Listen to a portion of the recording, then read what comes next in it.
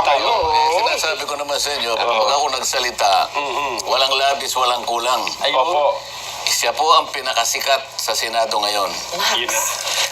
Aking kumare, aking classmate, kasi classmate ko rin naman sa House of Representatives eh. Nagkasabi po ba kayo sa Nagtagal Kamara? kami, seatmate ko dahil alam mo naman, Oh, Marcoleta, Marcos. Oo nga po pala.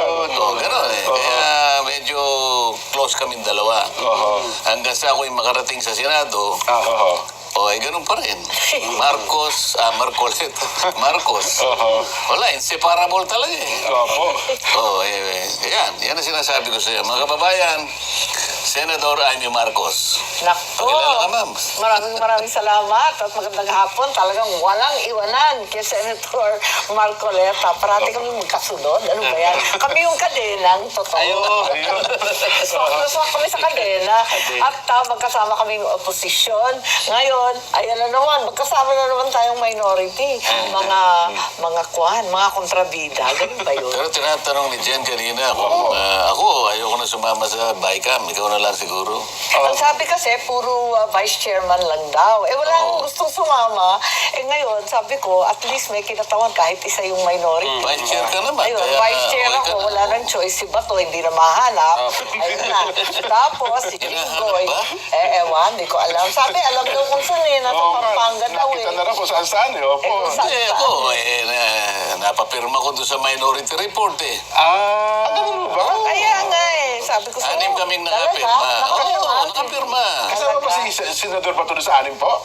Sa pumirma? Opo. Oo, bigay mo nga sa akin yung aking... Kitab? yung aking... ano yan? So, totoo pala na talagang alam kung saan. Cellphone. Oo.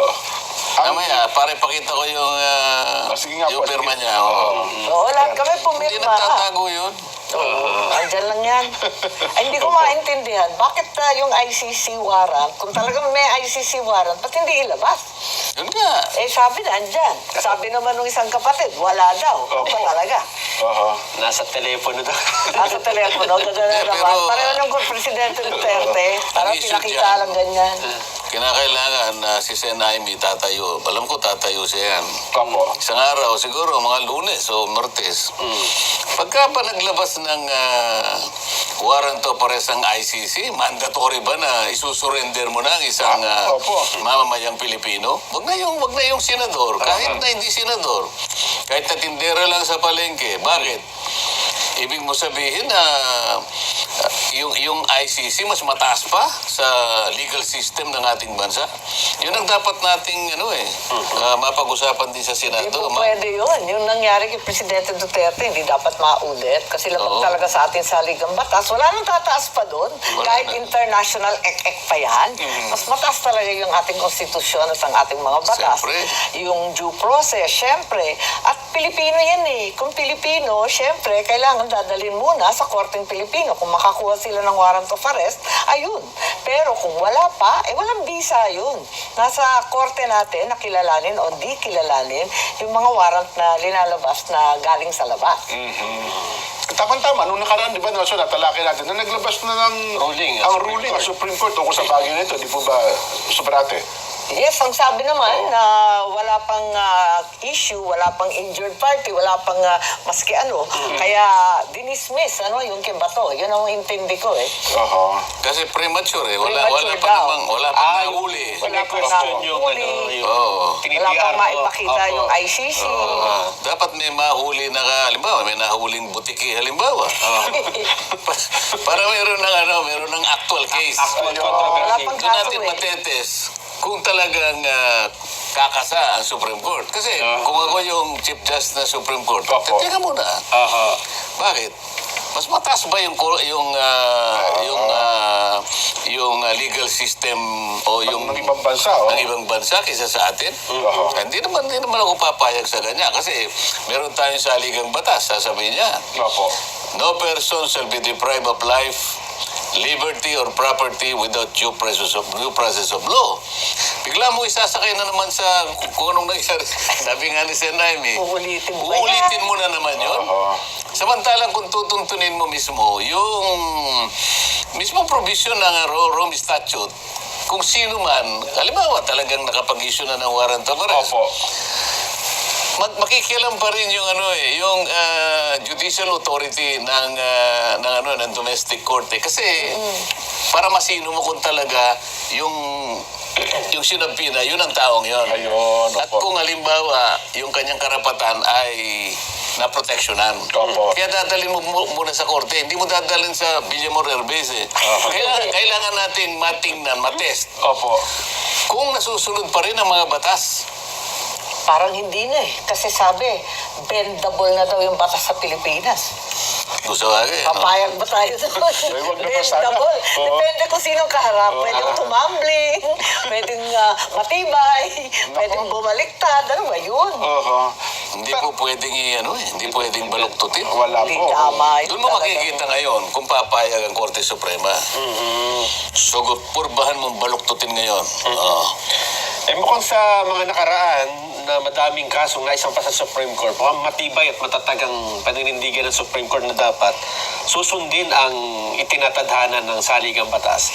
Lalong-lalo na yung sa mga paglilipat ng pondo. Hindi po ba, Sen? Oo. Nanindigan ng Supreme Court eh.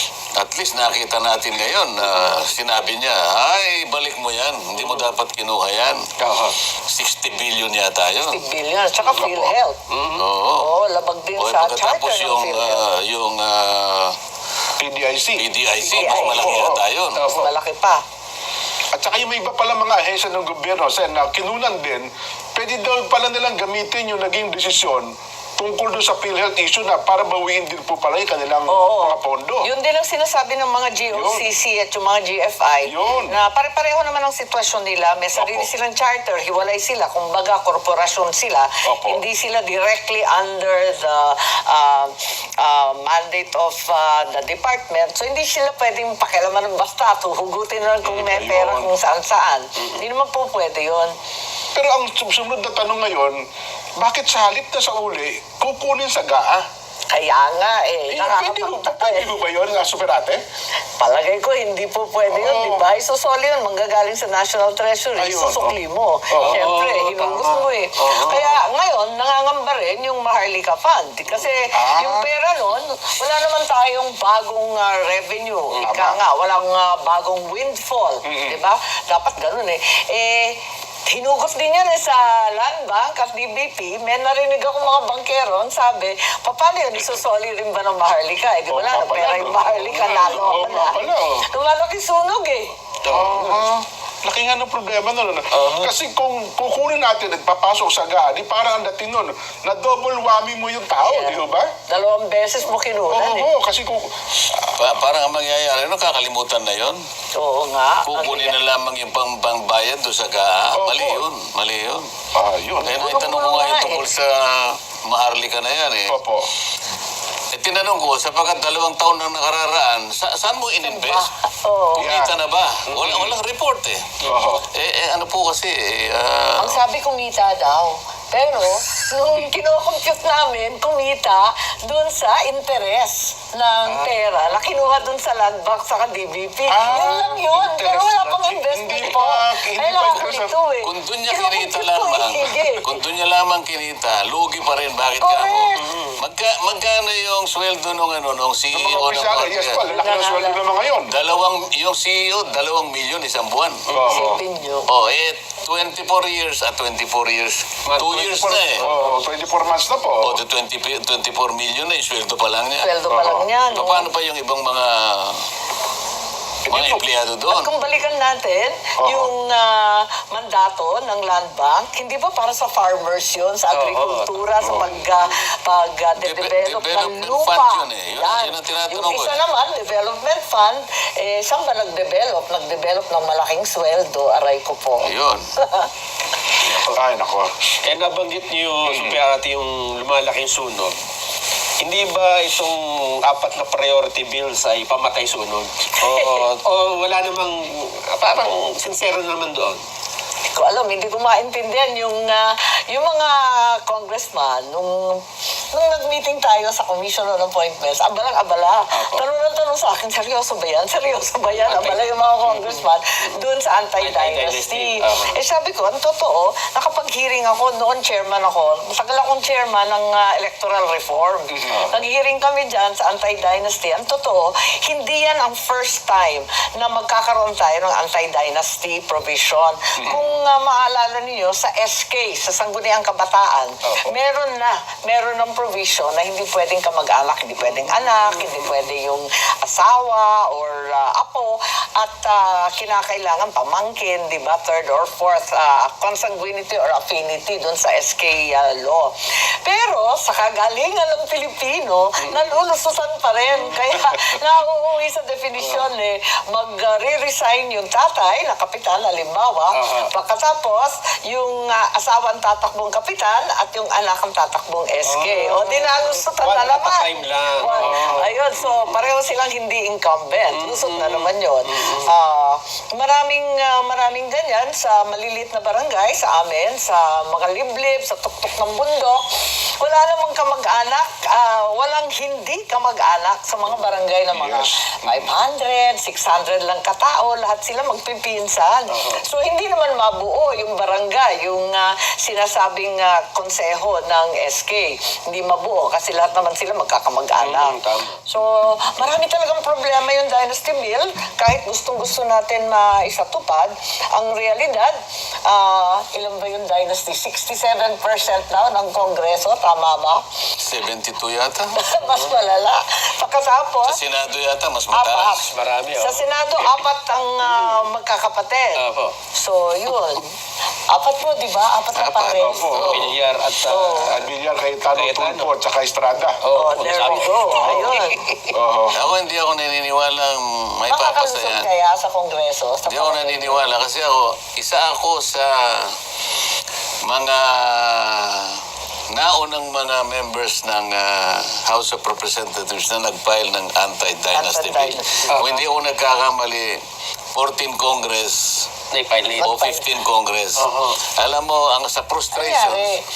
hindi na agenda sa Hindi committee. yata nakalendaryo. di Yun ba? na. Oo. Nung- Isipin mo yung nung kailangan lang in-agenda. makalendaryo man lang, mapag-usapan man lang. Tama. Wala. Alam ko ninyo, nung kinalendaryo ko, ang daming nagalit sa akin. Oo, Walang yan. yata nag-hearing. ganun Dalawang ba? beses ako nag-hearing. Yung ikalawang hearing, wala nang sumipot.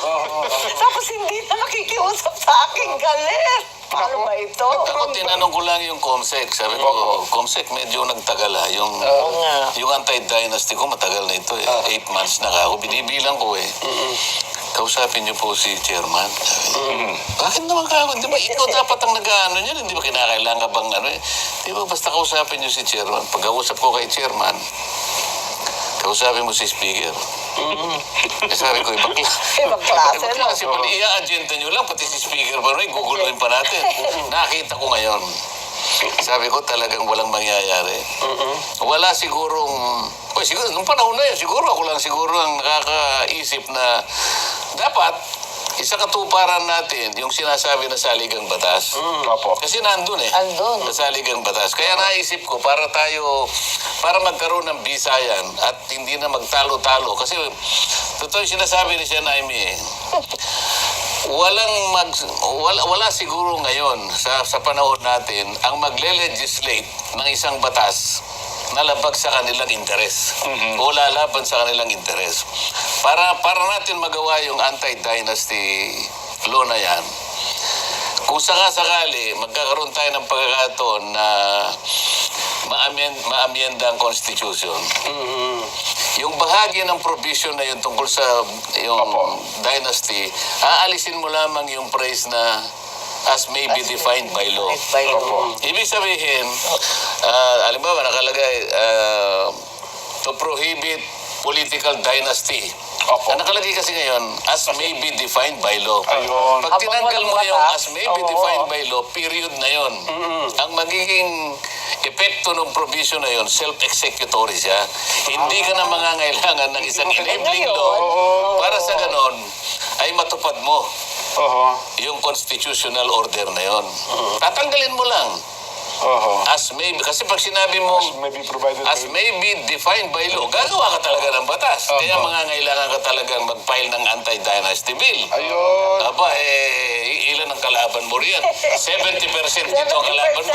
62% doon sa baba. Patay Ano kang mangyayari bata. dyan? Patalaga Pero, naman. Sen Amy, Talagang problematic eh. Dalawang hearing nga lang eh. Galit na sa akin eh. Hindi na ako kinikibo. ngayon po, mismong speaker eh. Opo, at saka ang Pangulo, mismo daw nagsusulong nito. At Seryoso daw mismong po eh. majority floor leader eh. Opo. Kakayanin ba? What do you think? Sinong nagsusulong? Speaker Faustino D. Speaker po, At majority... At saka si Sandro. Sandro. Naniniwala ka naman. Seryoso? Oo, Serious ba? Ang problema kasi... Ako po nagsusulong. Opo. Pagtalikod. Kunwari lang yun, Ang mahirap kasi ngayon eh, dahil kasalanan rin ng media eh, kasalanan ninyo eh. Opo. Showmanship na lang eh. Hindi, kami po naniniwala. Performative legislation, naloko na. At least napila. O bahala na. Kayo na. Sabi nga ni Mang Dante. At ganun din, yung magdi-define ng party list po. Di ba? Ayun. Party list Yung reform party act. list. Nag-hearing din ako dyan. Sa awa ng Diyos, ako lang nagtsatsaga. Sa dalawang hearing, yung unang hearing, may dumating pa, nagpadala yung mga party list ng ilang abogado nila. Meron silang mga kinatawan. Yung ikalawa, naku, talagang nagwelga na. Hindi na sumipat maski isa. Paghira talaga. Kaya, ewan ko ba, paano ba? Pero bilang isa po sa, Sen Dante, doon sa part ng party list, ano bang mga dapat itama doon sa batas natin may kinalaman sa party list? Ang isa sa dapat itama dyan, Opo. kapag wala siyang malinaw na sektor na re-representahan, Ayun, huwag mong papayagan.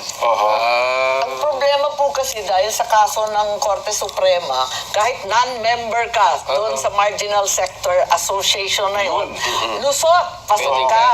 Kaya, ewan ko, yun ang nangyayari. Kanya-kanyang party list. Pero hanapan mo pa rin ng hanapan mo pa rin ng sektor. May sector sila, Katulad halimbawa, pero hindi sila member. hindi ko nababanggitin yung pangalan. Opo. Sige, Pero magiging na ninyo. pero nasa Alam isang naman natin block, lahat. Opo. Sabi ko, anong sektor ka naman? Kasi kung hindi mo may tuturo, kasi ako urban poor. Opo. O itong isa senior citizen. Yan, opo. Ito si mangingisda. Ayan. Ikaw ano ka? Lahat daw niya. Lahat ako. Edi ang laki ng advantage mo. Pagkabutuhan ako, ang boboto lang sa akin, halimbawa, Urban yung poor. kumikilala sa urban poor na Yes po. tagapagtanggol. Ito naman ang boboto lang sa kanya, senior citizen. Ito mangingisda, ito farmer. Opo. Ikaw ano mo? Lahat kanya. Pagka naman tinignan mo yung pangalan ng niya, talagang hindi mo malaman kung ano ibig sabihin ng pangalan ng Oo. O halimbawa sinabi mo akba. Hindi ko nababanggitin Ayan na, talaga naman. Ano nga? Ipago natin sa pangalan na. Akba. Kayo talaga. Ano ba talaga ang sektor mo? Hindi, kanya lahat Plan. Kung pwede ba yung lahat sakop mo? Walang sinasabing ganun. Ang mismong saligang batas nagsabi, labor, kanya, urban poor, sinasabi. Marginal sectors dapat eh. Marginalized nga eh. Dalawang operative boards ang kailangan, sabi niya. Underrepresented, Yan. marginalized. Opo. Kayo, marginalized ka ba? Underrepresented ka ba? Oo. Lahat nga. Underrepresented daw po yung kontratista. Kukunti lang siguro kayo sa bilang, pero iba yung nyo. Diba? Marginalized daw Ang ibig ko sabihin, paano mo i-represent ang kabuuan ng sektor? Doon lang mali na eh. Napakalawak. Mamili ka ng isa. Pero matinik na sila ngayon. Bilihan na ng sektor. Ayan, identified sa sektor. Kaso, hindi naman membro. Talagang hindi member. Pero, aywan, nalakad kasi yata naman. pumayag yung Korte Yung Suprema Korte doon. Suprema naman kasi sabi niya, hindi naman kasi kinakailangang mahirap yan para siya ang kumatawan sa mahihirap. Yes po. Kasi dating mahirap yan, nag-graduate na lang sa mahirap. Yumaman naman na niya. Yung mama naman ng Sa bagay, totoo naman di ba? Meron naman Correct. nag-graduate talaga. Pero paano mo kanyang i-represent yan kung hindi ka naman talaga, yung advocacy mo, wala naman dyan. Malayong malayo eh. Malayo. Halimbawa, contractor. Ayan, opo. O ang nirepresent niya, Construction construction workers. Oo. Eh di namamayagpag naman daw po sa Kamara yung mga yan. Hindi okay pa rin, makapangyarihan daw po. Ang butante yata niya, kapwa niya mga mababatas. Di ba? O, wala ka namang nakitang panukalang batas na nagsulong siya para sa mga construction workers eh. Bagay. Halimbawa, meron Halimbawa siya. ngayon. Halimbawa, meron Sila, siyang employed. panukalang batas. Oo. Lahat kanya ng construction workers bigyan lahat ng mga basic tools. Ayan, oh. Martilyo, lagare, Accident insurance. di ba? Why? Yung mga kailangan Opo. talaga. Pero lahat ng flood control projects nakuha nila. Nako po. Ay, may malaki makapangyarihan nga po. Sektor ba niya yun? So, medyo, Kabaliktaran nga eh. apat lang yung bill na binagit. Ngayon mukhang yung dalawa ata, hirap na yung mailusot, ano? Parehong, Ay, nako. Dynasty, ano pa? Oo. Yung sa party list. Party list. Party Opo. list. Opo. yung kadena. Yeah, yung nabanggit na kadena. natin. Kasi Oo. medyo Oo, lulusot pero yun. ako nagdududa ako, lumusot nga. Ang kaso, ma-implement ba? Kasi napakababa ng kanilang implementation disbursement rate. Nasa 23% lang. Nung last year, itong taon na to, 2025. Ang DICT ang sinasabi mo. Hindi, yung DepEd po. Depende. Yung DepEd po. Oo. Yung construction of school buildings, di ba 22 classrooms lang? Opo, tama. Talagang inamin naman ng DPWH. So, bali 23% lamang ang naisatupad dun sa 29 billion. Hindi nila magastos. Pero pera na naging bato pa. Yun na nga. Kaya nga, kung 29 billion, di nila alam gastusin, paano pa kung 80 billion? Kahit wala namang tututol na kailangan natin ng mas maraming school building, ma-improve yung edukasyon, lahat, talaga bang budget ang problema o may iba pang problema?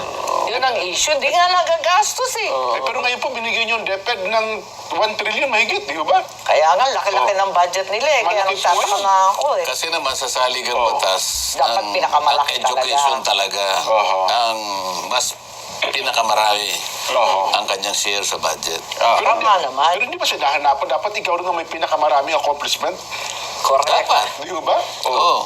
Ikaw ang pinakamaraming budget, kaya dapat yung budget na yan, Oo. nagamit mo sa paraan Yan, na na-utilize ikaw pa rin ang mas Eh, maraming. paano yung 22 classrooms? Pinakamagandang accomplishment ba yan? Ako po, ano ba yan? Bigla pa si Secretary, ano ata, nung nireport, 22 lang ba talaga ito? Tabulan talaga.